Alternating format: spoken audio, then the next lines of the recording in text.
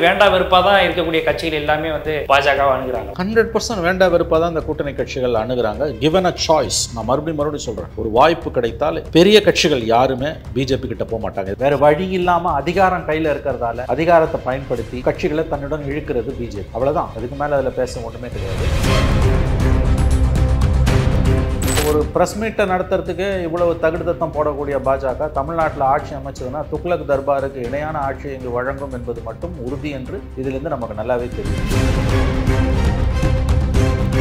இந்த குருமூர்த்தியை பிஜேபி நம்புதுன்னா சொல்றதுக்கு எதுவுமே எனக்கு இல்லை. அதாவது வந்து இந்தியா பூரா எல்லா மாநிலங்களிலும் வெற்றி பெற்ற அமித்ஷாவால் தமிழ்நாட்டில் மட்டும் தொடர்ந்து ஏன் தோற்க முடியுதுன்னா இங்கே இந்த நிலைமை அவங்களுக்கு புரியல. தமிழ்நாடு அவங்களுக்கு புரிப்படவே மாட்டேங்குது. ஸ்ட்ராட்டஜி அவங்களுக்கு தொடர்ந்து தப்பாவே போயிட்டு இருக்குது. அவங்களால தமிழ்நாட்டு மக்களோட உணர்வுகளை புரிஞ்சுக்க முடியல, தமிழ்நாட்டு மக்களோட நாடி துடிப்பை புரிஞ்சுக்க முடியல. 96 ஜெயலலிதாவை நரசிம்மராவ் மிரட்டி வழிக்கு கொண்டு வந்தாரு. சைபர் ஆச்சு. எப்படியாவது தம் பலத்தை பயன்படுத்தி, அதிகாரத்தை பயன்படுத்தி, என்ஃபோர்ஸ்மெண்ட் டைரக்டரேட்டை பயன்படுத்தி, சிபிஐயை பயன்படுத்தி, என்ஐஏவை பயன்படுத்தி, இருக்கிற 1000 அதிகாரங்களை பயன்படுத்தி இவங்களெல்லாம் வழிக்கு கொண்டு வரணும்னு பிஜேபி நினைக்குது. அதெல்லாம் எல்லா நேரத்திலையும் ஜெயிக்காது. ஜெயலலிதா கலைஞர் மரணத்துக்கு பிறகு ஒரு வெற்றிடம் இருக்குது, எக்ஸ்ப்ளாய்ட் பண்ணிடலாம்னு அவங்க நினைக்கிறாங்க. அவ்வளோ சுலபமாலாம் எக்ஸ்ப்ளாய்ட் பண்ண முடியாது. ஸ்டாலினை நகர்த்துறது அவ்வளோ ஈஸி இல்லை. எவ்வளோ வேறுபாடுகள் இருந்தாலும் அவங்க அதை சகிச்சுக்கிட்டு அங்கே தான் தொடருவாங்க. ஏன்னா அவங்க தெளிவாக இருக்காங்க. பிரதான எதிரி பிஜேபின்றது பலம் இருக்குது, எதிர்ப்பு தரப்பில் உடஞ்சு கிடக்குது. இந்த இடத்துல நீ ஒரு ஆட்சி மாற்றத்தை கொண்டு வரணும்னா அதிமுகவோட இணக்கமாக போகணும். அதிமுகக்குள்ளே இருக்க உள் விவகாரத்தில் இவ்வளோ தூரம் மூக்க நுழைச்சு ஓபிஎஸ், தினகரன், சசிகலாவெல்லாம் சேர்த்துக்கணும்னு இவ்வளோ தூரம் வற்புறுத்துறதுக்கு உங்களுக்கு என்ன அவசியம்? நீங்கள் யார் அவங்க கட்சியோட உள் விவகாரத்தில் தலையிடுறது? அதாவது வந்து மக்கள் மனங்களை தயார்படுத்தணும் பாஜக அதிமுக கூட்டணிக்கு என்று அவர்கள் உறுதியாக நம்புகிறார்கள். அதற்காகத்தான் அவர்கள் இப்படி எல்லாம் செய்கிறார்கள் என்பதை நான் ஏற்றுக்கொள்கிறேன். ஆனால் அதை செய்யறதுக்கு ஒரு முறை இருக்கு. நீங்க இப்படி போய் கம்பல் பண்ணீங்கன்னா அது பேக்ஃபயர் ஆயிடும். அவங்களால உறவு வெளிப்படையாக சொல்லவும் முடியல. உங்கள் நிர்பந்தத்துக்கு அவர்களுக்கு இப்போ கம்பல்ஷன்ஸ் இருக்குது, நான் ஒத்துக்கிறேன். அதனால் உங்களை உதறவும் முடியல. இன்னைக்கு உங்ககிட்ட அவங்க இணக்கமாக இருக்கிறதுக்கு காரணம் உங்ககிட்ட இருக்க அதிகாரம். உங்கள் மேலே இருக்க மரியாதையோ அல்லது வந்து உங்கள் கூட இருக்க தோழமையோ கிடைக்காது. நாளைக்கு இந்த அதிகாரம் இல்லைன்னா உங்களை தமிழ்நாட்டை ஒருத்தன் சேர்ந்த மாட்டாங்க.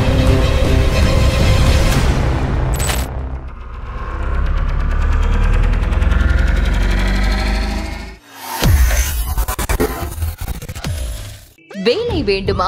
ப்ளூ ஓஷன் இருக்கிறது.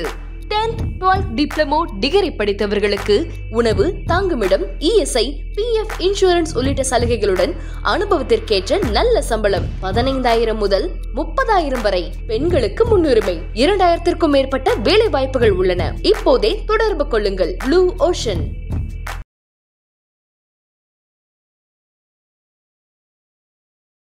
தமிழ் நேயர்கள் அனைவருக்கும் அன்பு வணக்கம். இன்றைய சிறப்பு நேர்காணலில் நம்மோடு இணைந்திருக்கிறார் மூத்த பத்திரிகையாளர் திரு மணி அவர்கள். அவரிடம் தற்போது பேசுபொருளாக இருக்கிற சில அரசியல் நிகழ்வுகள் குறித்து பேசியிருக்கிறோம். பேசலாம். வணக்கம். வணக்கம் சார். சார், இப்போ இன்னைக்கு முக்கியமான ஒரு நிகழ்வாக அமித்ஷா அவர்களினுடைய தமிழகம் வருகை சென்னைக்கு இப்போ வந்திருக்கிறது. அவர் பிரஸ் மீட்டை சந்திக்க போகிறது. அதற்கு முன்னாடி நடந்த குருமூர்த்தியுடனான சந்திப்புகள் இப்படின்னு சொல்லி நிறைய விஷயங்கள் கவனம் பெற்றுக்கிட்டு வருது. அதில் குறிப்பாக தற்போது அவரோட பிரஸ் மீட்டில் ஏதோ முக்கியமான அறிவிப்புகள் இருக்கலாம். அதில் பேனரில் வந்து என்டிஏ அந்த பேரோடு இருந்த அந்த பேனரின் அடிப்படையில் ஒரு கூட்டணி குறித்த முடிவுகள் வெளியாகலாம் அப்படிங்கிறதெல்லாம் எதிர்பார்க்கப்பட்டது. திரும்பவும் பேனர் மாற்றிட்டாங்க அப்படிங்கிறதும் இப்போ வர தகவல்கள் திரும்பவும் என்டிஏன்னு வச்சுட்டாங்க அப்படின்ற மாதிரிலாம் வருது. இப்போ நம்ம அந்த பேனர் அரசியல்ல இருந்து போகலாம். பேனர் கூறும் அரசியல் என்ன அப்படிங்கிறதுல இருந்து உங்களோட பார்வை? தமிழ்நாட்டில் திக்கு தெரியாமல் தவித்து கொண்டிருக்கிறது பாஜக. தன்னுடன் சேர மறுக்கும், சேர விருப்பம் இல்லாத கட்சிகளை மிரட்டி உருட்டி அதிகார பலத்தை வைத்து ஆட்கொண்டு தங்களுடன் சேர்த்து என்டிஏ என்ற பெயரில் பிஜேபி ஆட்சியை தமிழகத்தில் நிறுவ பாஜக தலைமை திட்டமிடுகிறது. அதுதான் இந்த பேனர்லேருந்து தெளிவாக தெரியுது. முதல்ல காலையில் 12 மணிக்கு ப்ரெஸ் மீட் நாங்கள் ஐடிசி ஹோட்டலில் என்டிஏ அலையன்ஸ்னு போட்டிருந்தேன், நேஷனல் டெமோக்ராட்டிக் அலையன்ஸ்னு போட்டிருந்தது, 7 சீட்டு போட்டிருந்தது. அதுக்கு பிறகு அதை என்ன பண்ணாங்க, அதை தூக்கிட்டு பாரதிய ஜனதா கட்சி போட்டு மோடி படம், அமித்ஷா படம், நட்டா படம், அண்ணாமலை படம் இருந்தது. அப்புறம் என்ன பண்ணாங்க, மறுபடியும் அதை தூக்கிட்டு மறுபடியும் என்டிஏ அலையன்ஸ்னு வச்சுருக்காங்க. ஸோ ஒரு ப்ரெஸ் மீட்டை நடத்துறதுக்கு இவ்வளவு தகுதித்தம் போடக்கூடிய பாஜக தமிழ்நாட்டில் ஆட்சி அமைச்சதுன்னா துக்ளக் தர்பாருக்கு இணையான ஆட்சி இங்கு வழங்கும் என்பது மட்டும் உறுதி என்று இதிலிருந்து நமக்கு நல்லாவே தெரியுது. துக்ளக் ஆசிரியர் குருமூர்த்தி அவர்களை போய் அமித்ஷா அவர்கள் சந்தித்திருக்கிறார். 1.5 மணி நேரம் பேசியிருக்கிறார். அங்கே தான் உணவருந்தி இருக்கிறார். எல்முருகன், மத்திய அமைச்சர் எல்முருகன், பாஜக தலைவர் அண்ணாமலை போன்றவர்களும் அங்கே இருந்திருக்கிறார்கள். 1.5 மணி நேரம் பேசிவிட்டு ஹோட்டலுக்கு திரும்பி இருக்கிறார் அமித்ஷா அவர்கள். இப்போ நம்ம மத்தியானம் 2:10 2 மணிக்கு பேசிகிட்டு இருக்கோம். நம்ம கரெக்டாக இன்னும் ப்ரெஸ் மீட் ஆரம்பிக்கல. அதனால் நம்ம வந்து அமித்ஷா அவர்கள் பேசும்பொழுது என்ன பேச போகிறார் என்பது நமக்கு தெரியாது. அவர் என்ன பேசினாலும் இந்த பயணம் என்பது நிச்சயமாக இந்த பயணம் என்பது இங்கே ஒரு கூட்டணியை உருவாக்குவதற்கான ஒரு பயணமாகத்தான் பார்க்கப்படுகிறது. உறுதி செய்வதற்கான பயணம் கூட்டணியை. ஏன்னா அதிமுகவோட அவங்களுடைய கூட்டணி என்பது இன்னும் உறுதி செய்யப்படவில்லை. பேச்சுவார்த்தை அட்வான்ஸ் ஸ்டேஜில் இருக்குது. இன்னமும் அது கூட்டணி உறுதி செய்யப்படவில்லை என்பது மட்டும்தான் நமக்கு நன்றாக தெரிகிறது. தமிழ்நாட்டில் எந்த கட்சிக்கும் நீங்கள் சாய்ஸ் கொடுத்தீங்கன்னா அவங்க பிஜேபியோட போக மாட்டாங்க, நிச்சயமாக போக மாட்டாங்க. வேறு வழி இல்லாமல் அதிகாரம் கையில் இருக்கிறதால அதிகாரத்தை பயன்படுத்தி கட்சிகளை தன்னுடன் இழுக்கிறது பிஜேபி. அவ்வளோதான், அதுக்கு மேலே அதில் பேச ஒன்றுமே கிடையாது. இப்போ நீங்கள் பார்த்தீங்கன்னா காலையில் எடப்பாடி பழனிசாமி அவர்கள் அமித்ஷாவை சந்திப்பார்னாங்க. நம்ம மதியம் 2 மணி வரைக்கும் சந்திச்சதா எந்த தகவலுமே இல்லை. இப்போ வரைக்கும் சந்திக்கல. ஒருவேளை மாலை சந்திப்பாரா நமக்கு தெரியாது. காலையில் அவர் டாக்டர் தமிழிசை அவங்க வீட்டுக்கு போய் மறைந்த குமரி அனந்தன் தமிழிசையோட தந்தை அவருடைய திருவுருவ படத்துக்கு மலரஞ்சலி செலுத்திட்டு வந்தார் அமித்ஷா. கட்சிக்காரர்களுடன் பேசிக்கிட்டு இருக்காரு. இதுக்கு மேற்கொண்டு இங்கே என்ன இந்த ப்ரெஸ் மீட்டில் அவர் என்ன சொல்ல போகிறார்ன்றதை நம்ம முக்கியமாக கவனிக்கணும். என்டிஏ கவர்மெண்ட்டின் எடப்பாடி பழனிசாமி அவர்கள் சில வாரங்களுக்கு முன்பு டெல்லியில் அமித்ஷாவை சந்தித்துட்டு வந்த பிறகு என்டிஏ ஆட்சி அமையும் 2026 அவர் சொன்னார். நல்லா கவனிங்க, அது அதிமுக ஆட்சின்னு சொல்லலை, என்டிஏ கவர்மெண்ட்டுன்னு. அதில் அது ஒருவேளை அதிமுக கூட்டணி உறுதியானால் அது கூட்டணி ஆட்சி என்பதை தான் அவர் வலியுறுத்துகிறார். அதற்கே பிஜேபி அதிமுக பெருசாக ஒன்றும் ரியாக்ட் பண்ணலை. ஸோ இன்றைக்கி அமித்ஷாவை சந்திப்பதில் பெரிய அளவில் அதிமுக ஆர்வம் காண்பதாகவும் நமக்கு தெரியல. கூட்டணி கட்சிகளும் பாமக வந்து என்டிஏல இருக்கா இல்லையான்னு தெரியல. பாமகவில் நடந்த குளறுபடியில் அவங்களும் போய் பார்க்கல. அதர்வைஸ் அன்புமணி வந்து போய் பார்த்துருப்பாருன்னு தான் தகவல்கள் வருது. இந்த பாமகவையும் அதிமுகவையும் தவிர்த்துட்டு பார்த்தீங்கன்னா மற்றதெல்லாம் சிறிய கட்சிகள், வளரும் கட்சிகள். அவங்க இருக்கிறது இல்லாததெல்லாம் ஒன்றும் பெரிய மேட்டரே கிடையாது நமக்கு. ஆகவே இந்த பயணத்தின் வெற்றி என்பது எந்த அளவுக்கு என்பது இன்று மாலை அல்லது நாளை காலை தான் தெரிய வரும். அமித்ஷா நம்பர் 2 இன்றைக்கி இந்திய அரசியல். அமித்ஷா வராருன்னா கிட்டத்தட்ட மோடி வரத்துக்கு சமம். அமித்ஷாவே வராரு அப்படின்னும் பொழுது அவங்க தமிழ்நாட்டை எவ்வளோ முக்கியமாக பார்க்குறாங்கன்னு தெரியுது. ஆனால் அவர்களால் வெற்றி கொள்ள முடியாத ஒரே மாநிலம் தமிழ்நாடு. நிச்சயமாக அதை என்னால் சொல்ல முடியும். அவர்களால் வெற்றி கொள்ள முடியாத ஒரே மாநிலமாக தமிழ்நாடு இருந்துகிறது. இந்தியாவில் எல்லா மாநிலங்களிலும் வெற்றி பெற்ற பாஜக, கிட்டத்தட்ட எல்லா மாநிலங்களிலும் வெற்றி பெற்ற பாஜக, வெற்றி பெற முடியாவிட்டாலும் பெரிய அளவில் வெற்றிகளை குவித்து சட்டமன்றத்தில் தங்களுடைய எண்ணிக்கையை பெருக்கி கொண்ட, ஆட்சி அதிகாரத்தை கைப்பற்ற முடியாவிட்டாலும் தங்களுடைய அந்த ஸ்ட்ரென்த், எம்எல்ஏக்கள் எண்ணிக்கை அதிகரித்து கொண்ட பிஜேபி தமிழ்நாட்டில் மட்டும் தலையெடுக்க முடியாமல் 4 சீட்டு அதிகபட்சம், அதுக்கு மேலே போக முடியாமல் நிற்குது. 2001 கலைஞர் புண்ணியத்தில் 4 சீட்டு, 21 எடப்பாடி புண்ணியத்தில் 4 சீட்டு வாங்கி ஜெயிச்சாங்களே வழி அதை தாண்டி அவங்களால போக முடியல. அதற்கு காரணம் தமிழ்நாட்டில் பொதுவாக பிஜேபிக்கு எதிராக இருக்கக்கூடிய மனநிலை. ஒரு தெருவில் இருக்க லைட் போஸ்ட்டை கேட்டால் கூட அது ஆன்டி பிஜேபி தான். அதுக்கு ஒரு அக்செப்டன்ஸை ஏற்படுத்தணும்னு அவங்க பார்க்குறாங்க. ஆனால் ஸ்ட்ராட்டஜி அவங்களுக்கு தொடர்ந்து தப்பாகவே போயிட்டுருக்குது. அவங்களால தமிழ்நாட்டு மக்களோட உணர்வுகளை புரிஞ்சிக்க முடியல, தமிழ்நாட்டு மக்களோட நாடி துடிப்பை புரிஞ்சிக்க முடியல. தமிழ்நாட்டில் எல்லாரோட பகையும் அவங்க சந்திச்சுட்டு நிற்கிறாங்க. அவங்களுக்கு இப்போ கிடைச்சிருக்கக்கூடிய ஆலோசகர்கள், குருமூர்த்தி போன்ற ஆலோசகர்கள் மிகச்சிறந்த ஆலோசகர்கள். தொடர்ந்து குருமூர்த்தியை பாஜக, அமித்ஷா, மோடி போன்றவர்கள் நம்ப வேண்டும். தமிழ்நாட்டில் பிஜேபி அமோகமாக வளரும். எஸ், அந்த ஆலோசனை அவர் பண்ண ஆலோசனை ஒரு பற்றி தான் அடுத்தும் கேட்கணும்னு நினச்சேன். ஏன்னா அந்த பேனர் மாற்றம், ஏன்னா அதில் ஒரு தடுமாறுகிறார்கள் அப்படிங்கிறதையும் நீங்கள் சொன்னீங்க இல்லையா? அந்த பேனர் மாற்றம் கூட அவருடைய சந்திப்புக்கு முன் சந்திப்புக்கு பின் அப்படின்னு தான் கால்குலேட் பண்ணப்படுது. இப்போ அந்த வகையில் குருமூர்த்தி அவர்களுடைய இன்புட்ஸ் எந்த அளவுக்கு இருக்கும், அவருடைய இன்புட்ஸ் கடந்த காலங்களில் எப்படி இருந்திருக்குன்னு நம்ம ஒற்றுமைப்படுத்தி பார்க்க வேண்டிய. தனி மனிதர்களை பற்றி நான் பொதுவாக பேசுகிறதே கிடையாது. ஆனால் குருமூர்த்தி என்ற ஒரு பத்திரிகையாளர், ஒரு ஆடிட்டர், அவர் தொடர்ந்து தமிழ்நாட்டை பற்றி அவருடைய கருத்துக்கள், அரசியலை பற்றி அவருடைய கருத்துக்கள்லாம் எத்தகையதொரு பிற்போக்குத்தனம் வாய்ந்தவை, எத்தகையதொரு மனித உரிமைகளுக்கு எதிரானவை என்பது நம்ம எல்லாருக்குமே நன்றாக தெரியும்.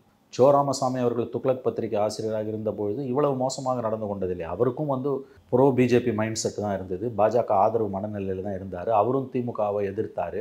ஆனால் அவருடைய புரிதல் வந்து ரொம்ப ஷார்ப்பாக இருந்தது. ஒரு விஷயம் நீங்கள் புரிஞ்சுக்கணும் கோபி, ஒன்று வந்து கள நிலவரத்தை பற்றி உங்களுடைய புரிதல், ரெண்டாவது உங்களுடைய சொந்த விருப்பு வெறுப்பு. இது ரெண்டையும் ஒன்றா போட்டு குழப்பக்கூடாது. குருமூர்த்திக்கும் சோவுக்கும் ஐடியாலஜிக்கலாக ஒற்றுமை இருக்குது, மறுக்கல நான். ஆனால் தமிழ்நாட்டை பற்றி அவருடைய புரிதல், சோவோட புரிதல் கிட்டத்தட்ட தெளிவாக இருந்தது. குருமூர்த்தியோட புரிதல் பெரும்பாலும் தவறாக இருக்குது. திமுக, அதிமுக ரெண்டுமே கரைஞ்சு போகணும், தமிழ்நாட்டில் ஒரு தேசிய கட்சி வளரணும் அப்படின்றதுல சோவுக்கும் ஒரே எண்ணம் தான், குருமூர்த்திக்கும் ஒரே எண்ணம் தான். ஆனால் அதே நேரத்தில் வந்து தமிழ்நாட்டில் திராவிட கட்சிகள் கூடிய சீக்கிரம் கரைஞ்சிரும், தேசிய கட்சிகள் வந்துடும், பிஜேபி வளர்ந்துரும் அப்படின்லாம் சோ என்றைக்குமே பேச மாட்டார். குருமூர்த்தி பேசுகிறார். அதாவது ஃபேக்சுவல் பொசிஷனை அனலைஸ் பண்ணுறதுல, ஃபேக்சுவல் பொசிஷனை அண்டர்ஸ்டாண்ட் பண்ணுறதுல ஜோ ராமசாமி கிட்ட ஒரு நேர்மை இருந்தது. துரதிருஷ்டவசமாக குருமூர்த்தி கிட்ட அது இல்லை. இந்த குருமூர்த்தியை பிஜேபி நம்புதுன்னா சொல்கிறதுக்கு எதுவுமே எனக்கு இல்லை. அதாவது வந்து இந்தியா பூரா எல்லா மாநிலங்களிலும் வெற்றி பெற்ற அமித்ஷாவால் தமிழ்நாட்டில் மட்டும் தொடர்ந்து ஏன் தோற்க முடியுதுன்னா இங்கே இந்த நிலைமை அவங்களுக்கு புரியல. தமிழ்நாடு அவங்களுக்கு புரிப்படவே மாட்டேனுது. இல்லை சார், இப்போது நீங்கள் சொல்வது மாதிரி பாஜகவுக்கு, குறிப்பாக அமித்ஷாவுக்கு தமிழ்நாட்டை கைப்பற்றுவதில் மிகப்பெரிய அளவில் ஒரு சிக்கல் இருக்குது, பிரச்சனை இருக்குது அப்படின்றத புரிஞ்சிக்க முடியும். ஆனால் தமிழ்நாட்டில் கூட்டணி அமைக்கிறதுலேயே மிகப்பெரிய அளவில் ஒரு சிக்கல் இருக்குது அப்படின்றத இன்றைய தடுமாற்றத்தின் மூலமாக பார்க்கப்படுது. இப்போ இரண்டாவது முறையாக தற்பொழுது அந்த செய்தியின் அடிப்படையில் 3 மணிக்கு அமித்ஷா அவர்களுடைய செய்தியாளர் சந்திப்பு அப்படின்றது மாற்றப்பட்டிருக்கு. அப்போது கூட்டணி உறுதியாக்குறதுலேயே மிகப்பெரிய அளவில் பாஜகவுக்கு பிரச்சனை இருக்கா? நீங்கள் சொன்னது மாதிரி வேண்டாம் வெறுப்பாக தான் இருக்கக்கூடிய கட்சிகள் எல்லாமே வந்து பாஜகவை அணுகிறாங்களா? 100% வேண்டாம் வெறுப்பாக தான் இந்த கூட்டணி கட்சிகள் அணுகிறாங்க. கிவன் அ சாய்ஸ், நான் மறுபடியும் சொல்கிறேன், ஒரு வாய்ப்பு கிடைத்தால் பெரிய கட்சிகள் யாருமே பிஜேபி கிட்ட போக மாட்டாங்க. இதில் பெரிய கட்சி யார் அன்றைக்கி அந்த கூட்டணியில் இருப்பதாக கருதப்படுகிற அதிமுக, பாமகவை தவிர மற்றதெல்லாம் வளரும் கட்சிகள், சிறிய கட்சிகள். இந்த 2 கட்சியும் கிவன் அ சாய்ஸ் போக மாட்டாங்க, நிர்பந்தத்தால் தான் போகிறாங்க.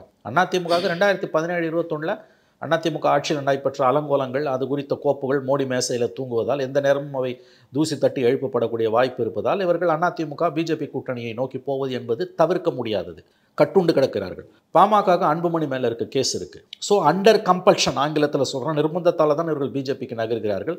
கிவன் அ சாய்ஸ், ஆங்கிலத்தில் சொல்கிறேன், ஒரு வாய்ப்பு கொடுத்தால் இவர்கள் பிஜேபி பக்கம் கண்டிப்பாக போக மாட்டார்கள், நிச்சயமாக போக மாட்டாங்க. எப்படியாவது தம் பலத்தை பயன்படுத்தி, அதிகாரத்தை பயன்படுத்தி, என்ஃபோர்ஸ்மெண்ட் டைரக்டரேட்டை பயன்படுத்தி, சிபிஐயை பயன்படுத்தி, என்ஐஏவை பயன்படுத்தி, இருக்கிற 1000 அதிகாரங்களை பயன்படுத்தி இவங்களெல்லாம் வழிக்கு கொண்டு வரணும்னு பிஜேபி நினைக்குது. அதெல்லாம் எல்லா நேரத்துலையும் ஜெயிக்காது. நீ ஒரு மனிதனை எல்லா நேரத்துலையும் மிரட்டி உருட்டிலாம் வழிக்கு கொண்டு வர முடியாது. 96 ஜெயலலிதாவை நரசிம்மராவ் மிரட்டி வழிக்கு கொண்டு வந்தார், சைபர் ஆச்சு, மூப்பனார் வெளியில் போய் அமோகமாக ஜெயித்தார். 2011 அறிவாலயத்தில் மேல்தளத்தில் 2வது மாடியில் கலைஞர் டிவியில் சிபிஐ ரெய்டு, முதல் தளத்தில் தயாளம்மாள்கிட்ட விசாரணை, தரைதளத்தில் திமுக காங்கிரஸ் பேச்சுவார்த்தை. என்னாச்சு? 63 சீட்டு கொடுத்து 5 சீட்டு தான் ஜெயித்தாங்க. இத்தகைய கூட்டணிகள் வந்து மண்ணை கவ்வியது தான் கடந்த கால வரலாறு.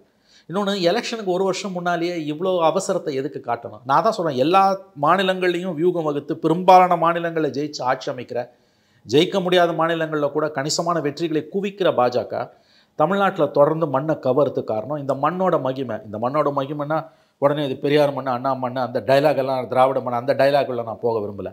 தமிழ்நாடு அடிப்படையிலே ஒரு மதசார்பற்ற மண். பெரியாருக்கு முன்னால், அண்ணாவுக்கு முன்னாலேயே இது மதசார்பற்ற மண் தான், ஞாபகம் வச்சு. அவர்களுக்கு பிறகு அது இன்னும் வலுப்பெற்றதுன்னு வேணால் நம்ம சொல்லலாம். பிஜேபி உறுதியாக எதிர்த்து நிற்கக்கூடிய மாநிலம்னா தமிழ்நாடும் கேரளாவும் தான். கேரளாவில் கூட ஓரளவு காலூன்ற முடிஞ்ச பிஜேபியால் தமிழ்நாட்டில் முடியல. அப்போ இங்கே வந்து டிஃப்ரெண்ட் பாலிடிக்ஸ் இருக்குது. ஜெயலலிதா கலைஞர் மரணத்துக்கு பிறகு ஒரு வெற்றிடம் இருக்குது, எக்ஸ்ப்ளாய்ட் பண்ணிடலான்னு அவங்க நினைக்கிறாங்க. அவ்வளோ சுலபமாலாம் எக்ஸ்ப்ளாய்ட் பண்ண முடியாது. ஸ்டாலினை நகர்த்துறது அவ்வளோ ஈஸி இல்லை. ஏன்னா ஸ்டாலின் கூட இருக்க மு.க. ஸ்டாலின் அவர்கள் முதலமைச்சர், திமுக தலைவரோடு இருக்கக்கூடிய கூட்டணி கட்சிகள் எல்லாம் நல்லா ஞாபகம் வச்சுக்கோங்க, சித்தாந்த ரீதியாக ஒருங்கிணைந்த கட்சிகள். 2 இடதுசாரிகள், விசிக, காங்கிரஸ், இவங்க ஆன்டி பிஜேபியில் ரொம்ப உறுதியாக இருக்க கட்சிகள். இவர்களால் வந்து அவ்வளோ சுலபமாக அவங்கள நகர்த்திட்டு நீங்கள் வந்து திமுக கூட்டணியை உடைக்கிறதுன்றதெல்லாம் சத்தியமாக முடியாது. அவங்களால வந்து எவ்வளோ வேறுபாடுகள் இருந்தாலும் அவங்க அதை சகிச்சுக்கிட்டு அங்கே தான் தொடருவாங்க. ஏன்னா அவங்க தெளிவாக இருக்காங்க, பிரதான எதிரி பிஜேபின்றது. திமுகவுக்கு வந்து இது லைஃப் அண்ட் டெத்து ஆன்டி பிஜேபின்றது. அதனால் அந்த கூட்டணி நீங்கள் உடைக்கிறது அவ்வளோ ஈஸி இல்லை. 2வது ஸ்டேட் கவர்மெண்ட் இருக்குது. இந்த கவர்மெண்ட்டில் வந்து அதிருப்தி இருந்தாலும் இந்த கவர்மெண்ட்டை வீட்டுக்கே அனுப்பணுன்ற அளவுக்கான வெறுப்பு மக்கள் மத்தியில் இருக்கிறதா எனக்கு தெரியல. 2வது பணபலம் திமுக கிட்ட இருக்குது, மீடியா பலம் இருக்குது, எதிர்ப்பு தரப்பில் உடஞ்சி கிடக்குது. இந்த இடத்துல நீ ஒரு ஆட்சி மாற்றத்தை கொண்டு வரணும்னா அதிமுகவோட இணக்கமாக போகணும். அதிமுகக்குள்ளே இருக்க உள் விவகாரத்தில் இவ்வளோ தூரம் மூக்க நுழைச்சு ஓபிஎஸ், தினகரன், சசிகலாவெல்லாம் சேர்த்துக்கணும்னு இவ்வளோ தூரம் வற்புறுத்துறதுக்கு உங்களுக்கு என்ன அவசியம்? நீங்கள் யார் அவங்க கட்சியோட உள் விவகாரத்தில் தலையிடுறதுக்கு? 2வது, எவ்வளோ தூரம் எடப்பாடியை இழிவுபடுத்த முடியுமா? இன்றளவும் பிஜேபி இழிவுபடுத்திக்கிட்டு இருக்கு. எடப்பாடியை போய், அமித்ஷாவை போய் எடப்பாடி சந்திக்கும் போது ஏர்போர்ட்டில், டெல்லி ஏர்போர்ட்டில் இறங்கும் போதே அவர் வந்து அந்த சந்திப்பை ரகசியமாக வைக்கணும்னு விரும்புகிறார். அப்போ உங்கள் எதிரியோ, உங்களோட நண்பனோட அல்லது உங்களோட கூட்டணியோ வைக்க விரும்புகிற ஒரு தலைவரோட, இன்னும் சொல்லப்போனால் அரசியலில் உங்களோட எதிரியோட சுயமரியாதை காப்பாற்றுற பொறுப்பு உங்களுக்கு இருக்குது. எதிரியோட சுயமரியாதையை காப்பாற்ற வேண்டிய பொறுப்பு உங்களுக்கு இருக்கும்போது உங்கள் கூட கூட்டணி வைக்கணும்னு நீங்கள் விரும்புகிற ஒரு கட்சியோட தலைவரோட, ஒரு முன்னாள் முதலமைச்சர், எதிர்கட்சி தலைவர், ஒரு பெரிய கட்சியோட தலைவர், அவரோட சுயமரியாதை காப்பாற்றணுன்ற எண்ணமே உங்களுக்கு கொஞ்சம் கூட இல்லை. அவர் சொல்கிறாரு, நான் எங்கள் கட்சி அலுவலகத்தை தான் பார்க்க வந்தேன். அவர் 3 கார் மாறி போகிறார். அவர் இந்த சந்திப்பை வெளிப்படுத்த விரும்பலை. ஆனால் நீங்கள் எவ்வளோ கேவலப்படுத்துனீங்க, இழிவுபடுத்துனீங்க. அவரை 8 மணிக்கு அவர் சந்திக்கிறார், 8:05 ட்விட்டரில் போடுறீங்க ஃபோட்டோவை. அவர் சந்திச்சுட்டு 1 மணி நேரத்தில் 9 மணிக்கு வெளியில் வராரு. 9:40 அமித்ஷா ட்வீட் போடுறார், 2026 என்டிஏ கவர்மெண்ட்டுக்கு. இதெல்லாம் எவ்வளோ கேவலமான ஒரு காரியம். அதாவது உங்கள் கூட கூட்டணி சேர கட்சியை மண்டி போட்டு உங்கள் காலடியில் உட்கார வைக்க விரும்புகிறீங்க. ஒரு புழு கூட மிதிக்க நெளியும், சுயமரியாதை உள்ளது.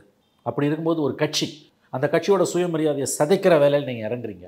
அவங்களால உறவு வெளிப்படையாக சொல்லவும் முடியல. உங்கள் நிர்பந்தத்துக்கு அவர்களுக்கு கம்பல்ஷன்ஸ் இருக்குது, நான் ஒத்துக்கிறேன். அதனால் உங்களை உதறவும் முடியல. இன்றைக்கி உங்ககிட்ட அவங்க இணக்கமாக இருக்கிறதுக்கு காரணம் உங்ககிட்ட இருக்க அதிகாரம், உங்கள் மேலே இருக்க மரியாதையோ அல்லது உங்கள் கூட இருக்க தோழமையோ கிடைக்காது. நாளைக்கு இந்த அதிகாரம் இல்லைன்னா உங்களை தமிழ்நாட்டை ஒருத்தன் சீண்ட மாட்டான். இதை ஞாபகம் வச்சுக்கோங்க. எலெக்ஷன் இன்னும் 1 வருஷம் பொறுத்து கிடக்குது. அதுக்குள்ளே இவ்வளோ குளறுபடி பண்ணி ஒரு ப்ரெஸ் மீட்டை 4 தடவை போஸ்ட்பான் பண்ண முடியும்னா என்ன நடக்குது உங்கள் கட்சியில்? எதற்காக கூட்டணி கட்சிகளை இப்படி இழிவுபடுத்துறீங்க? அந்த 3 மணிக்கு இப்போ போஸ்ட்போன் பண்ணியிருக்கிறது கூட அந்த 3 மணிக்குள்ள, ஏன்னா ஈவினிங் அவர் கிளம்பிடுவார் அப்படின்னு ஒரு தகவல் இருக்கும்போது, அப்போ 3 மணிக்கு இப்போ இதுதான் லாஸ்ட் போஸ்ட்போன் கூட நம்ம நினைக்கலாம்னு வச்சுக்கோங்களேன். அப்போ அது வரைக்கும் வேற எதையோ ஒன்று சாத்தியப்படுத்தணும்னு பார்க்குறாங்க. என்னமோ ஒரு செய்தியை ப்ரெஸ் மீட்டில் அவங்க கொடுக்கணும்னு பார்க்குறாங்க. ஏதோ ஒரு செய்தியை ப்ரெஸ் மீட்டில் அவங்க கொடுக்கணும்னு பார்க்குறாங்க. அது நடக்கலை. குறிப்பாக அதிமுகவில் எடப்பாடி, என்னுடைய புரிதல் சொல்கிறேன், அதிமுக தலைவர் எடப்பாடி பழனிசாமியை அமித்ஷாவோட அந்த மேடையில் உட்கார வைக்கணும்னு அவங்க விரும்புகிறாங்க. அது சாத்தியப்படாமல் போயிருக்குமோன்னு நான் கருதுகிறேன். சப்ஜெக்ட் டு கரெக்ஷன் நான் சொல்கிறேன். அல்லது வேறு ஏதோ ஒரு அறிவிப்பை வெளியிடணும்னு விரும்புகிறாங்க. ஆனால் அந்த அறிவிப்புக்கு சம்மந்தப்பட்ட மற்ற கட்சிகள், குறிப்பாக அதிமுக, வேறு யாருமே இந்த சீனில் இல்லை. ஏன்னா பாமக நேற்று அழகாக டாக்டர் ராமதாஸ் ஒரு காயை நகர்த்திட்டார், அன்புமணியை நகர்த்திட்டார். இல்லாட்டி அன்புமணி இப்போ இன்றைக்கி அங்கே உட்காந்துருக்கலாம் ப்ரெஸ் மீட்டில். அப்போ பாமகவும் என்டிஏல இல்லை. என்டிஏல இருப்பதாக கருதப்படுற ஒரே கட்சி அதிமுக. இன்றைக்கி ப்ரெஸ் மீட்டில் அமித்ஷா சொல்ல விரும்புகிற ஏதோ ஒரு விஷயம் அதிமுகவுக்கு முழு உடன்பாடு இல்லாததாக இருக்கிறது. அதனால தான் ப்ரெஸ் மீட் தள்ளி போகுது. அமித்ஷா சொல்லிட்டு உடனே எடப்பாடி அப்படி இல்லைன்ட்டாருன்னா பிஜேபி முகத்தில் கரியள்ளி பூசிட்டு உட்காந்துருக்கணும். இது இந்த பேனர்லேயே நம்ம தொடங்கணும் அப்படின்னாலே இதுல மிகப்பெரிய எக்ஸாக்ட்லி கிலோ நீங்கள் சொல்கிறது 100% உண்மை. இந்தியா பேனரில் தான், இந்த பேனரை பார்த்தீங்கன்னாலே நீங்கள் புரிஞ்சுக்கலாம் நான் சொல்கிறது உண்மைன்னு.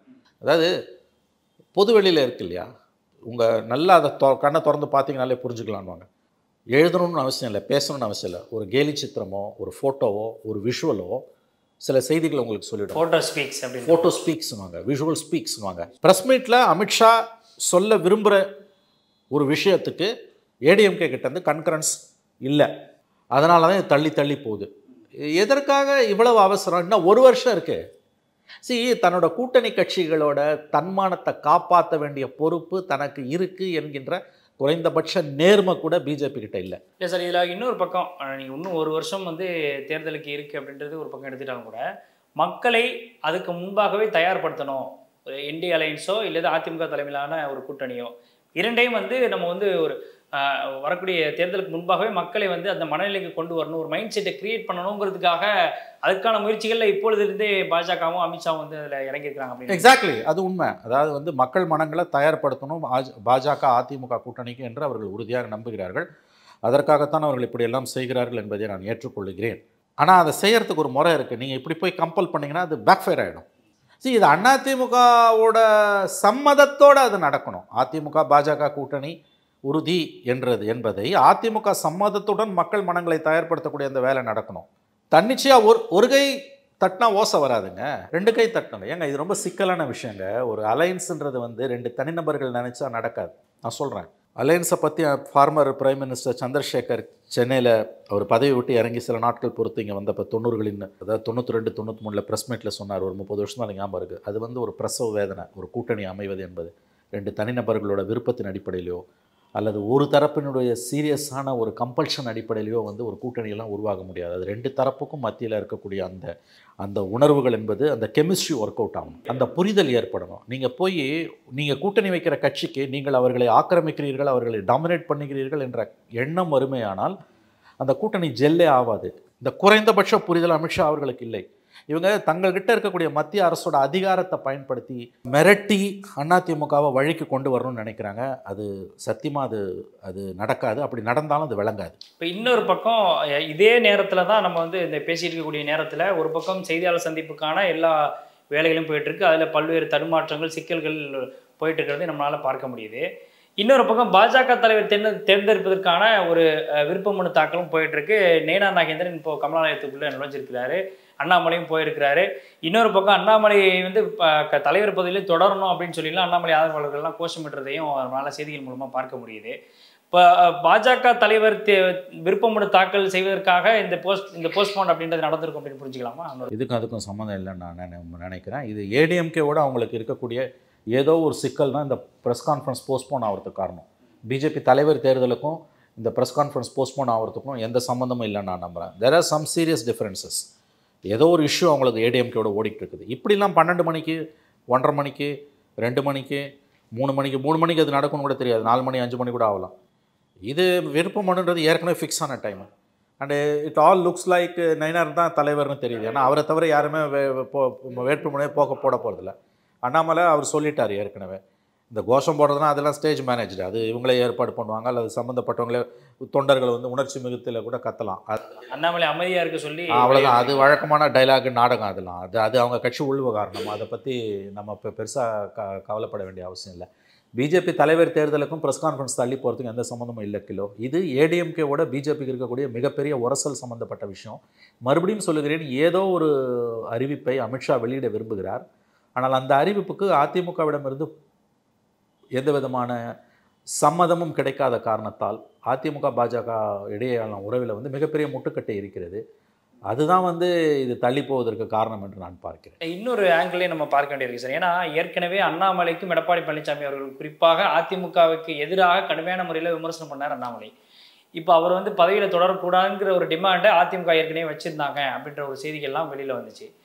இன்னொரு படி மேலே அதிமுக கூட ஒரு சாஃப்ட் கார்னரில் நயினார் நாகேந்திரன் இருக்கிறார். அந்த வகையில் நயினார் நாகேந்திரனை கொண்டு வந்தோம் அப்படின்னா இந்த அலையன்ஸ் அப்படின்றத கிரியேட் பண்ணுறதுக்கு இன்னும் இலகுவாக இருக்கும் அப்படின்னு கொண்டு வந்திருக்கலாம் அப்படின்ட்டு புரிஞ்சுக்கலாமா? நயினார் நாகேந்திரனை இப்போது நிச்சயமாக நயினாரோட வருகை என்பது வந்து அதிமுக உறவை ஏற்படுத்துவதற்கான பிஜேபி கொடுக்கக்கூடிய ஆங்கிலத்தில் இட்ஸ் ஆலிவ் பிரான்ச். ஒரு பூச்செண்டை கொடுக்குறாங்க. கோபத்தில் இருக்கக்கூடிய வேண்டா வெறுப்பாக இருக்கக்கூடிய அதிமுகவோட வாங்க, நீங்கள் விரும்புகிறது அண்ணாமலை தானே, நாங்கள் அவரை நகர்த்திட்டோம் வாங்கன்னு அதிமுகவை குஷிப்படுத்தக்கூடிய ஒரு நடவடிக்கை தான் நயினார் நாகேந்திரனுடைய நியமனம். இது நியமனம் தான், இது ஒன்றும் எலெக்ஷன் கிடையாது, நியமனம் தான் என்று நான் பார்க்கிறேன். அது கரெக்ட், நீங்கள் சொல்கிறது கரெக்ட். இப்போ இந்த ஆங்கிளில் வந்து இப்போது அண்ணாமலை வந்து தென்னகத்தினுடைய பொறுப்பாளராகவும் அறிவிக்கப்படலாம் வரக்கூடிய தேர்தலுக்கு அப்படின்ற ஒரு அதெல்லாம் ஸ்பெகுலேஷன் கிலோ. அதெல்லாம் நம்ம அண்ணாமலைக்கு அடுத்து என்ன பொறுப்பு கொடுப்பாங்கன்ற பற்றிலாம் இப்போ நம்ம பேசுகிறது சரியாக இருக்காது. அண்ணாமலை மாற்றப்பட்டார், அவ்வளோதான், அதான் நியூஸ். அடுத்து அவர் என்ன பதவிகளுக்கு போவார் என்பது குறித்து அது பற்றி முறையான அறிவிப்பு வெளிவந்த பிறகு தான் நாம் பேச முடியுமே தவிர அதற்கு முன்பாக நாம் பேச முடியாது. சார், இப்போ இந்த ரோலில் வந்து தேமுதிகவுடைய ஒரு பங்கு என்ன அப்படின்றதையும் பார்க்க வேண்டியிருக்குல்ல. ஏன்னா இப்போ அவங்க என்ன டெசிஷன் எடுக்க போகிறாங்கன்ற ஒரு கேள்வியும் ஒரு பக்கம் போயிட்டுருக்கு. இப்போ ஒருவேளை பாஜக தலைமையில் தேசிய ஜனநாயக கூட்டணி அமைஞ்சாலோ அல்லது அதிமுக கூட்டணி அமைஞ்சாலோ இந்த கூட்டணியில் தொடர்வதற்கான வாய்ப்புகளை தேமுதிக எந்த அளவுக்கு பயன்படுத்தும் அப்படின்னு நினைக்கிறேன். இல்லைங்க, நான் தேமுதிக ஒரு பெரிய பிளேயராக பார்க்கலங்க, மன்னிக்கணும். அதனால் வந்து இந்த கேள்விக்கு என்னால் பதில் சொல்ல முடியாது. அவருடைய வாக்கு வங்கி என்பது 1% கீழே இருக்குது. அவங்க மாறி மாறி வந்திருக்காங்க. 21 எந்த பக்கமும் அவங்க போகல. 24 ஏடிஎம்கேவோட போய் பெருசாக ஒன்றும் ஜெயிக்க முடியல. அதனால் தேமுதிகவை ஒரு பெரியதொரு அரசியல் சக்தியாக நான் பார்க்கவில்லை. ஆகவே இந்த கேள்விக்கு என்னால் பதிலளிக்க முடியாது. சரி, இப்போது பாஜக தலைவர் பதவிக்கான இந்த வேட்புமனு தாக்கல், அதை தொடர்ந்து அதுக்கான விதிமுறைகளும் வந்து இப்போ அறிவிக்கப்பட்டிருக்கு. என்னென்ன விதிகள்லாம் இருக்கணும் அப்படின்னு சொல்லி அதில் வந்து ஏற்கனவே நயினார் நாகேந்திரன் இவர்கள்லாம் வந்து இந்த ரேஸில் வருவாங்க அப்படின்ற மாதிரியான ஒரு செய்திகள்லாம் பில்ல வந்துச்சு. ஆனால் 10 ஆண்டுகள் வந்து கட்சியில் இருந்திருக்கணும், 3 வருடம் தீவிர உறுப்பினராகவும் இருந்திருக்கணும் அப்படின்னு சொல்லி அது ஒரு புதிய ஒரு அந்த தேர்தலுக்கான ஒரு விதிமுறைகளை அறிவிச்சிருக்கிறாங்க கட்சியினுடைய தலைமை. இது எப்படி புரிஞ்சுக்கிறது? இந்த ரேஸில் அடுத்த கட்டமாக முன்னாள் தலைவர்கள், அதாவது ஏற்கனவே ஹெச் ராஜாவாக இருக்கட்டும், பொன் ராதாகிருஷ்ணனாக இருக்கட்டும், தமிழிசை சவுந்தரராஜன், இவர்கள் எல்லாமே வந்து முன்னாடி தலைவர்களாக இருந்திருக்கிறாங்க. ஹெச் ராஜா தேசிய செயலாளராக இருந்திருக்கிறாரு. இப்போ இவங்கெல்லாம் இந்த ரோலுக்குள்ள கொண்டு வருவதற்கான முயற்சியாக இதை பார்க்கலாமா? 10 வருஷமாக இருந்திருக்கணுன்றதெல்லாம் அவங்க யாரையாவது தலைவராக தேர்ந்தெடுக்கணும்னு முடிவு பண்ணிட்டாங்கன்னா அவங்களுக்கு அந்த தகுதி இல்லைன்னா அந்த விதி தளர்த்தப்படும். விதின்றது வந்து எல்லாருக்கும் கிடையாது. சட்டத்தின் முன் அனைவரும் சமம் என்பது ஏட்டு சுரைக்காய். சட்டத்தின் முன் அனைவரும் சமம் கிடையாது. இருக்கிறவனுக்கு ஒரு சட்டம், இல்லாதவனுக்கு ஒரு சட்டம் தான். அதே மாதிரி எல்லா நாட்டிலையும் அரசாங்கம் கொண்டு வர விதியாக இருக்கட்டும், தனிநபர்கள், ஸ்தாபனங்கள், தனியார் அமைப்புகள், கட்சிகள் கொண்டு வர விதிகளாக இருக்கட்டும், விதின்னு ஒன்று இருந்ததுனாலே விதிவிலக்குன்னு ஒன்று இருக்கும். அதனால் எக்ஸப்ஷன் கொடுப்பாங்க. அந்த மாதிரி எக்ஸப்ஷன் கண்டிப்பாக வந்து நயினாரை மாற்றணும்னு முடிவு கொண்டு வரணும்னா அவங்க கொண்டு வந்துடுவாங்க. அது ஒன்றும் பெரிய மேட்டரே இல்லை. 10 வருஷம் தொடர்ந்து உறுப்பினராக இருக்குன்றது ஏன் கொண்டு வந்தாங்கன்னு எனக்கு உண்மையிலே புரியல. நான் அண்ணாமலை வரும்போது இதெல்லாம் எதுவுமே இல்லை. நியமன தலைவர் பாருங்க, இந்த கட்சியிலலாம் ஓட்டு போட்டெல்லாம் தேர்ந்தெடுக்க மாட்டாங்க, நியமனங்கள் தான் இது.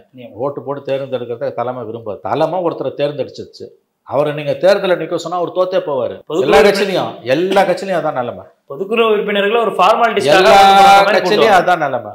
போராடி ஜெயிச்சு. அதில் ஓரளவு ஜனநாயகம் இருக்க கட்சி திமுக, ஓரளவுக்கு ஜனநாயகம் இருக்க கட்சி உண்மையிலேயே திமுக. அங்கே போட்டி போட்டு தான் மேலே வராங்க.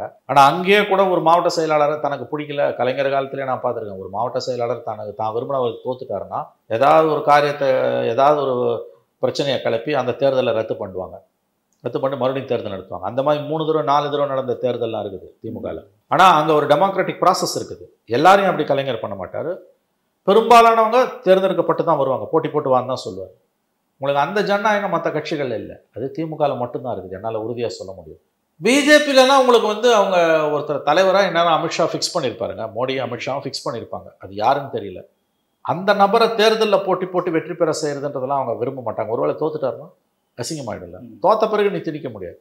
அதனால் போட்டியே இல்லாமல் தான் பார்த்துப்பாங்க. எனவே அது கட்சி உள்விவகாரம், நம்ம அதை குறை சொல்ல முடியாது. அது அந்த கட்சியோட பிஜேபியில் யார் தலைவராக வரணுன்றது நம்ம முடிவு செய்ய முடியாது. பிஜேபி மீதான நம்முடைய விமர்சனம் என்பது பிஜேபியோட கொள்கைகள், சித்தாந்தங்கள் சம்மந்தப்பட்டது.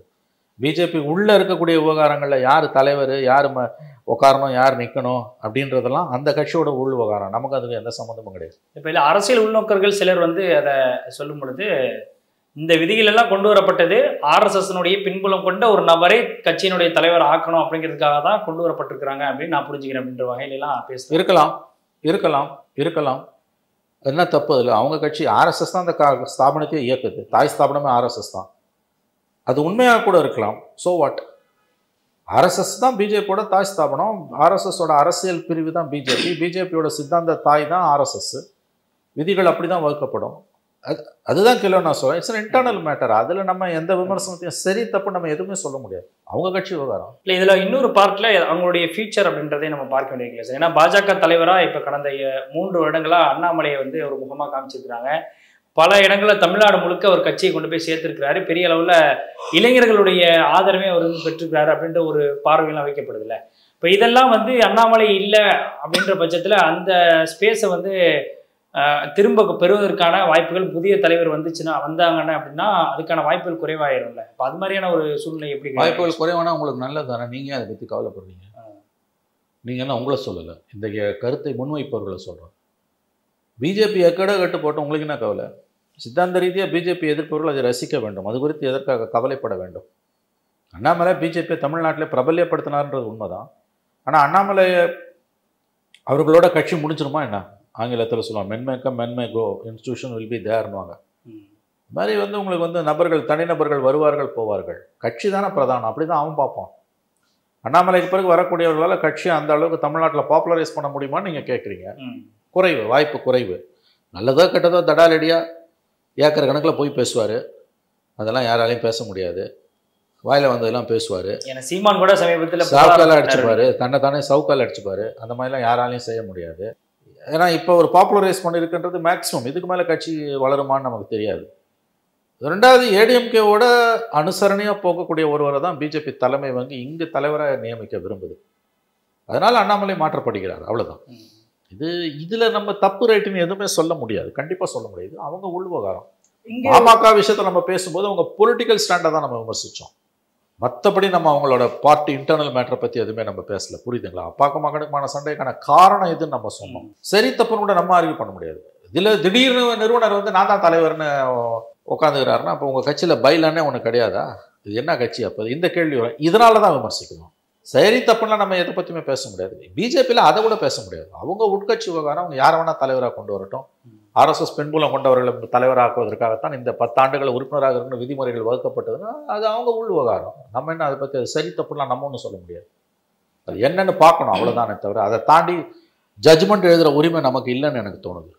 அண்ணாமலை பொறுப்பேற்றதுக்கு அப்புறமா பாஜகவுக்கு ஏற்பட்டிருக்கிற வளர்ச்சியில் இப்போ எத்தனை சதவிகிதம் பாஜகவுக்கான வளர்ச்சியாக இருக்கிறது? அதாவது ஆதரவாளர்களில் பாஜகவுக்கான ஆதரவாளர்களாகவும் வாக்கு வங்கியாகவும் இருந்திருக்கிறார்கள், அண்ணாமலைக்கான ஆதரவாளராகவும் வாக்கு வங்கியாகவும் இருந்திருக்கிறார்கள் அப்படிங்கிற ஒரு பார்வை வைக்கிறாங்க சார். இப்போ ஏன்னா ஒரு சிலர் அண்ணாமலை தலைவராக இல்லைன்னா அண்ணாமலைக்காக தான் நான் பாஜகவை ஃபாலோ பண்ணுறேன்னு சொல்கிற மக்கள் கருத்துக்கள் எல்லாம் கேட்க முடியுது. அப்போ அந்த வகையில் பாஜகவினுடைய அண்ணாமலைக்கு பிறகான வளர்ச்சியில் அது அண்ணாமலைக்கான வளர்ச்சியாக இருந்திருக்கிறதா, பாஜகவினுடைய வளர்ச்சியாக இருந்திருக்கிறதான்ற ஒரு பார்வை வைக்கிறாங்க இல்லையா? அதில் நீங்கள் எதை பார்க்குறீங்க? அண்ணாமலை பிஜேபிக்காகத்தான் அண்ணாமலைக்காக பிஜேபி கிடையாது. however high you are, the organization is above you. நிறைய இளைஞர்களோட குரல் வந்து நான் அண்ணாமலைக்காக தான், அண்ணாமலையோட செயல்பாட்டுக்காக தான். அப்படி அதை ரொம்ப பெரிதுபடுத்தி பேசாதீங்க. அண்ணாமலைக்கு ஒரு ரோல் இருக்குது. அவர் ஒரு அரசியல் இளைஞர், கட்சியை கிராமங்கள் வரைக்கும் கொண்டு போய் பிரபல்யப்படுத்தினார், எல்லாம் உண்மை. ஆனால் அண்ணாமலை இல்லைன்னா பிஜேபி இல்லை என்பது அபத்தமான கருத்து. அந்த மாதிரி எந்த தனிநபருமே கிடையாது. however you are, the organization is above you. நீ எவ்வளோ பெரிய ஆளாக இருந்தாலும் ஸ்தாபனம் உன்னை விட பெரியது. கட்சிக்காக பிஜேபிக்காக தான் அண்ணாமலைக்காக பிஜேபி கிடையாது. அதனால் அண்ணாமலையை மாற்றிட்டா கட்சி இருண்டு போயிடும். அதெல்லாம் சும்மா கதை. அதெல்லாம் அது 3%, 4%, 10% வந்திருக்குது. அது சஸ்டெயின் ஆகும், கண்டிப்பாக சஸ்டெயின் ஆகும். அது தனிநபர்களை ஒரு அளவுக்கு அதிகமாக தூக்கி பிடிக்கிறது, அதுவும் பிஜேபி மாதிரி சித்தாந்த ரீதியாக இயங்கக்கூடிய கட்சிகளில், இந்த கம்யூனிஸ்ட் கட்சிகளில் பார்த்தீங்கன்னா தனிநபருக்கு பெரிய மரியாதை எதுவுமே இருக்காது. கட்சியோட பொதுச் செயலாளர்னு இருக்கிறவர் சாதாரண அந்த தோழனோட உட்காந்து தான் சாப்பிடுவார். இங்கே மாதிரி வந்து தனியாக போய் உட்காந்து சாப்பிட மாட்டார் அவர். புரியுதுங்களா? அதுலேருந்து ஆரம்பிக்கும். கேள்வி கேட்குறதுலேருந்து வந்து சமமான ஒரு வாய்ப்பு கொடுக்கப்படும். கட்சியோட வளர்ச்சிக்கு கட்சியோட ஒட்டுமொத்த உழைப்பு காரணம்வாங்க, ஒரு தனிநபர் காரணம்னு அவங்க சொல்ல மாட்டாங்க.